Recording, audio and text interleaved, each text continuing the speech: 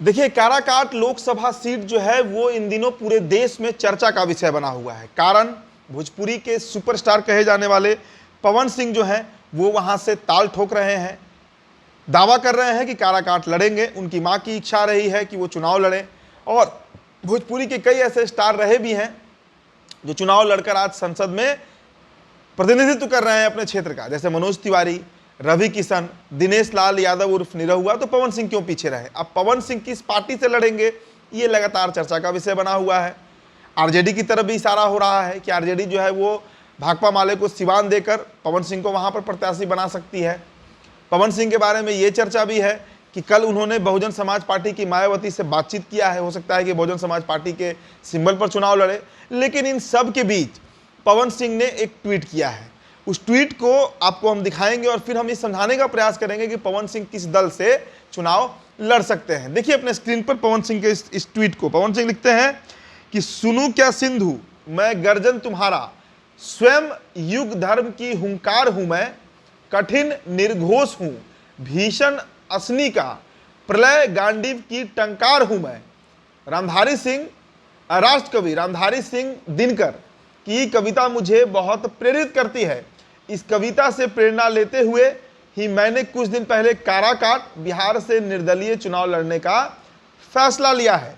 जल्द ही अपने काराकाट के परिवार से मिलेंगे। तो देखिए पवन सिंह ने साफ बिल्कुल स्पष्ट तरीके से ये बता दिया है कि काराकाट में वो निर्दलीय चुनाव लड़ेंगे। मतलब किसी भी दल से उनकी बात नहीं बन पा रही है, ना तो राष्ट्रीय जनता दल से और ना ही तो बहुजन समाज पार्टी से। एनडीए की तरफ से वहां प्रत्याशी उपेंद्र कुशवाहा बनाए गए हैं।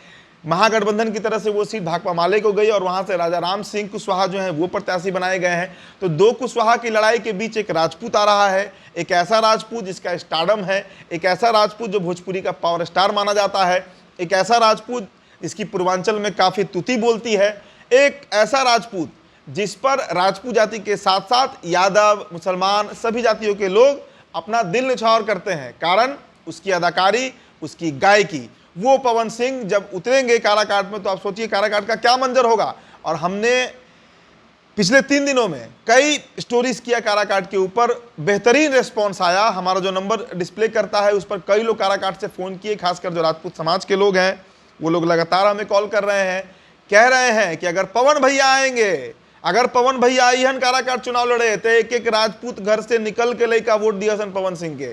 ये उनका स्टेटमेंट है। भोजपुरी भाषी इलाका है काराकाट और काराकाट में पवन सिंह की धूम मची हुई है। काराकाट के लोग खुश हैं, काराकाट के यादव, राजपूत सभी लोग खुश हैं। हर पंचायत के कई मुखिया हैं जिनसे हमारी बात हुई।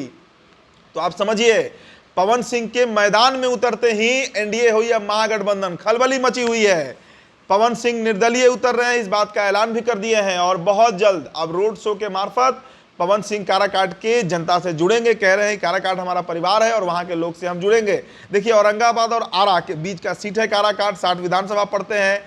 भोजपुरी बेल्ट है, डेहरी, नोखा, विक्रमगंज से दिनारा तक और इधर पेरो तक कई बड़ा इलाका है। शहरी इलाका नहीं बल्कि ग्रामीण इलाका है और वहां पर घर घर में पवन सिंह को सुना जाता है। तो पवन सिंह किसी नाम के मोहताज नहीं है, किसी परिचय के मोहताज नहीं है। तो कितना गुल खिलाते हैं पवन सिंह काराकाट लोकसभा में, इस पर सबकी नज़र बनी हुई है, हमारा भी बना हुआ है।